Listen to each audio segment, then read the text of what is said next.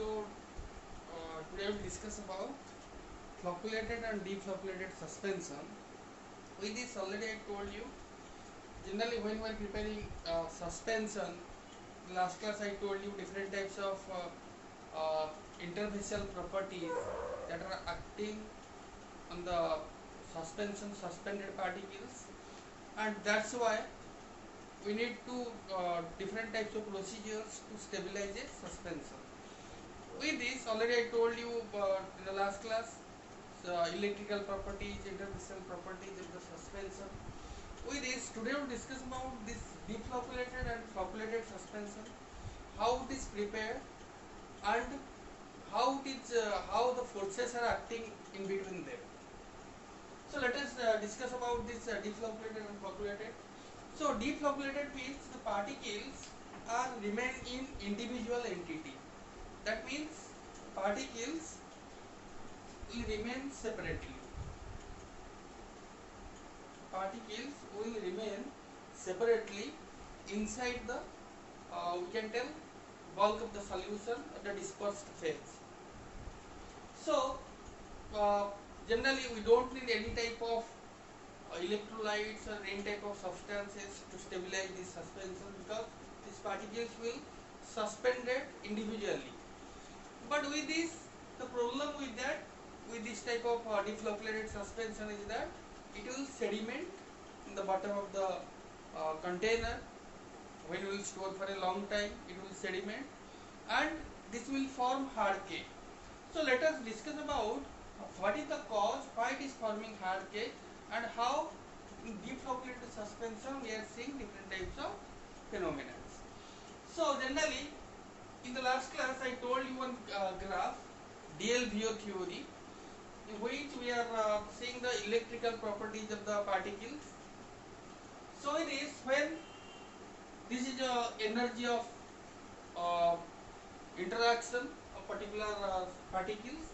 This side is positive, this side is negative, and this below section we are telling us it's your attractive force, here it's your repulsive force. So that means when we will take two particles, here one particle and here one particle, then what will happen? There is a repulsive force acting in between them. In case of deflocculated suspension, what will happen? The particles are separated with some distance, and this type of particles are having same charges. This type of same type of particles mean definitely same type of charges. So the particles have, if same type of particles we are taking, what will happen? There is a repulsive force acting in between them. So due to this repulsive force, what will happen? In case of deflocculated suspension, the particles won't aggregate. The particles won't aggregate with each other. They will be separated by some distance. Always they will be separated by some distance. But with this is your repulsive curve that is showing of the deflocculated suspension. But what will happen during storage period? It will store for a long time. Slowly these particles, individual particles, due to its density, due to its weight, it will sediment. It will sediment in the container. So if it will sediment in the container, what will happen? The particle will be deposited in the bottom. So this thing, then the question arises, if particle having same charge, that means definitely there should be repulsive force. They should not sediment. If sediment means they are coming close, that means definitely there should be some repulsive force. But here what will happen? Here this graph shows if particles come closer, very closer, then it will overlook your repulsive force. It will cross its repulsive forces, and there will be attractive forces will act. The attractive forces will be here more than the repulsive force. The attractive force will be far more than the repulsive force. So this attractive force is due to interaction between the orbitals, between the particles, and this attractive force is so much strong enough so that they will bind with each other. So here in case of deflocculated state, here you can see it is coming down, the graph is coming down, that means the curve is coming down, that means it is your attractive force. And when it is coming closer, the attractive force will be more. And if the attractive force will be more, what will happen? The particles will aggregate and sediment in the water. And this will form hard cake. Due to its strong bonding, it will give your hard cake. And this type of phenomena we are calling as primary minimum. This type of, as per the dual view theory, this type of phenomena is called as primary minimum. And now here in this stage particles will form hard cake. Then another point you will see here, redispersion of these particles. So during storage, after storage, when we will use it, we need to redisperse it. Redisperse means we have to shake it. So when we try to shake, due to formation of hard cake, it is very difficult to redisperse it. Why it is difficult to redisperse? Because there is stronger attractive force present here, and with this the work done by the energy, the free energy done, work done will be very minimum here, because already it is utilized, the energy is already utilized, so no energy remains to redisperse the particles and stabilize this type of suspensions. So that's why redispersion is difficult in case of deep flocculated suspension. Then coming to the flocculated suspension, how the flocks are formed. So in the case of flocculated suspension also we are taking individual particles, but here what we are doing, we are adding some quantity of some low concentration of electrolytes. So when we will add electrolytes, what will happen? So this is suppose particles, two particles present, we have added electrolytes here. So electrolytes will stay in between the two particles, and the electrolytes will remain in between the two particles, and it will show us a like a individual particle. The two particles will not closely aggregate, but it is loosely packed due to presence of electrolyte. The distance will be maintained between the particles, but inside that what will happen? The electrolyte ions will be present, and this will show us like a individual entity. So this type of formation is known as flux, and this complete phenomena is a complete system. And when we try to move the system, these particles, the total system will move, not individual particle. Total system will move. So this type of things we are calling as flux. So due to formation of flux, generally this phenomena will see when we have added some electrolytes. Here you can see the graph, the curve is coming somewhat down. So this type of attractive force here is called as secondary minimum. This is called as secondary minimum. Due to presence of electrolytes, we are getting this attractive force between the particles, and this type of phenomena we are calling as secondary minimum. And due to the secondary minimum, the particles will show us flux, and here the distance will be 1000 to 2000 Armstrong. The distance between the particles is 1000 to 2000 Armstrong, and this particle-particle interaction between these flocculated suspension influenced by generally your ionic strength, pH, size of the particles, then your valency of the electrolyte, which type of electrolytes we are taking. So this is complete your deflocculated and flocculated suspension. So one thing you remember, in deflocculated suspension particles will remain in individual entity, and in case of flocculated suspension the particles will loosely packed with each other by means of electrolytes, and it will behave like a complete system. When we will try to move the system, flux also will move. What is the benefit of this flux? The sedimentation. If particle size,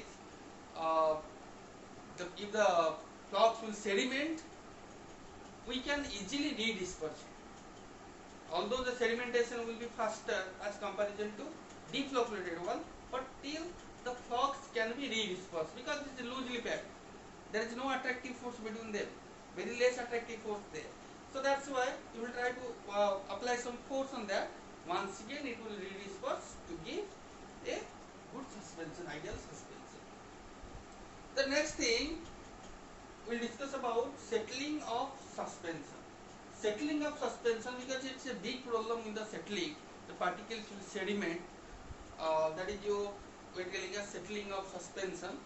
If particles will sediment, then you can tell it's a breakdown of suspension. There is a instability of the suspension. So that will be governed by different types of parameters. The first thing is theory of Brownian movement. So what this theory of Brownian movement told? The theory of Brownian movement told that if the particle size is within the range of 2 micrometer to 5 micrometer, then it will show the Brownian movement. Brownian movement, randomly it will move inside the solution or dispersed medium. So if it will move randomly, what will happen? The sedimentation will be less. It's very difficult to sediment if it will having a good Brownian movement of the particles. And also this Brownian movement is governed by somewhat particle sizes and viscosity. If viscosity is optimum, if particle size is optimum, then only we can able to maintain Brownian movement and we can prevent settling of the particles. Then coming to the next one, sedimentation. So sedimentation means the particles will sediment in the bottom of the container. The sedimentation is governed by Stokes law. So the Stokes law is described about rate of sedimentation of particles in a suspension. So as per the equation, rate of sedimentation is equal to d square into rho 1 minus rho 2 into g divided by 18 eta. So what is this d?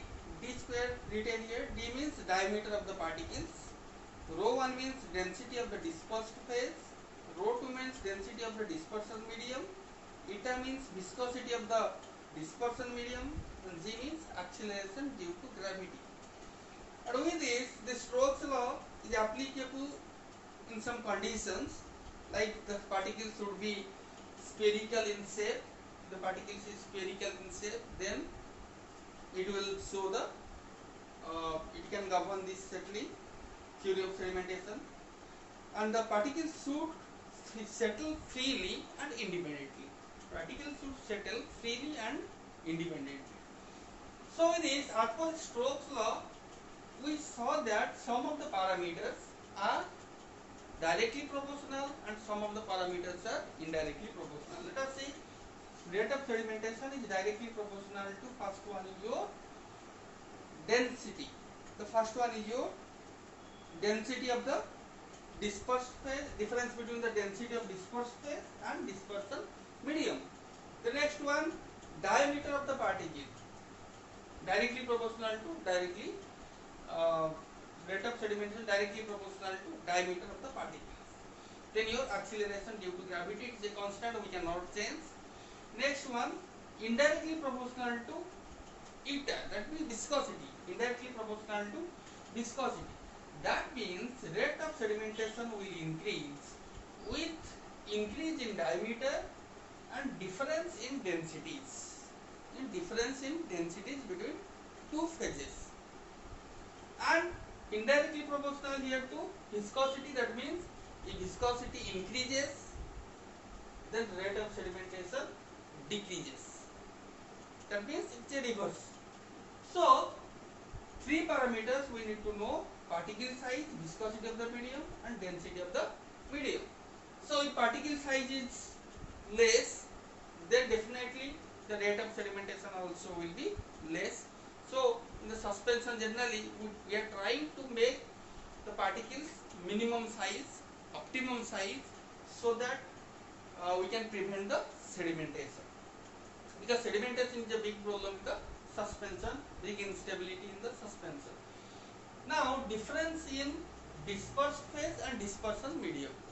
So if the density difference between the dispersion phase and dispersed phase is less, then rate of sedimentation is also less.